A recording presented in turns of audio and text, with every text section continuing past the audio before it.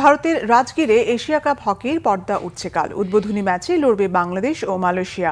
Bihar sports university hockey স্টেডিয়ামে সকাল 9:30টায় শুরু হবে পুল বির এই ম্যাচটি। সকাল 11:30টায় পুল বির দ্বিতীয় ম্যাচে মাঠে নামবে বর্তমান চ্যাম্পিয়ন দক্ষিণ কোরিয়া ও চাইনিজ তাইপে। মানিক মাহমুদের রিপোর্ট। এশিয়া কাপ হকির 12তম আসরে 8টি দল লড়বে দুটি গ্রুপে। পুল বিতে একমাত্র চাইনিজ তাইপে ছাড়া বাকি দুই প্রতিপক্ষই বাংলাদেশের জন্য বেশ শক্তিশালী। মালয়েশিয়ার বিপক্ষে ম্যাচ দিয়ে এশিয়া কাপ শুরু হবে রেজাউল করিমের দলের। খেলতে হবে বর্তমান চ্যাম্পিয়ন দক্ষিণ কোরিয়ার বিপক্ষেও।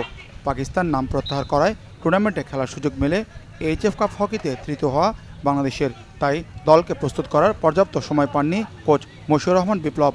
মূল লড়াইয়ে নামার আগে রাজগীরে কাজাখস্তানের বিপক্ষে একটি প্রীতি ম্যাচে পরখ করেছেন শিষ্যদের।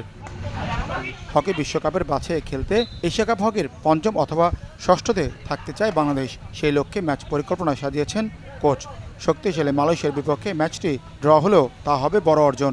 আমার যে বড় দুটো টিম আমার গ্রুপে আছে, সেটা হলো মালয়েশিয়া ফার্স্ট ম্যাচ, এবং সেকেন্ড ম্যাচ চাইনিজ তাইপে, এবং থার্ড ম্যাচ কোরিয়া। এখানে কোরিয়া এবং মালয়েশিয়া ডেফিনেটলি খুবই ভালো তারা, এবং চাইনিজ তাইপে আমাদের কাছাকাছি। আমরা চাইনিজ তাইপের সাথে আমরা ইনশাল্লাহ গ্রুপে ওদের হারাইতে পারলে আমরা 3 নম্বর হব। আমরা যদি গ্রুপের 3 নম্বর হইতে পারি তাহলে আমরা পোল এর 4-এর সাথে খেলবো। 4 আমাদের চেয়ে একটু কম শক্তিশালী। সেখানে আমি যদি উইন করতে পারি তাহলে উইন এবং উইন, সেখানে চায়না থাকবে অথবা অন্য কোনো দেশ থাকবে, জাপানও থাকতে পারে। এই দুইয়ের সাথে যখন আমার খেলা হবে তখন আমাকে জিততে হবে। যখন আমি জিতবো তখন আমি 5th প্লেসে যাব, আর যখন আমি লস করব তখন আমি 6th প্লেসে যাব। যখন আমি 6th প্লেসে যাব তখন আমার পাকিস্তানের সাথে বেস্ট অফ 3 ম্যাচ খেলতে হবে।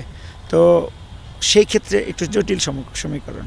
6 হইতে গেলে আমাকে ডিফারেন্ট প্র্যাকটিস আমাকে ইউজ করতে হবে, এবং সেটা আমি ইউজ করার চেষ্টা করব, এবং টার্গেটটা ফুলফিল করার চেষ্টা করব।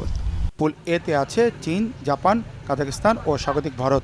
2026 হকি বিশ্বকাপের বাছাই পর্ব এবারের টুর্নামেন্ট। প্রতিযোগিতার সবচেয়ে সফল দল 5 বারের চ্যাম্পিয়ন দক্ষিণ কোরিয়া।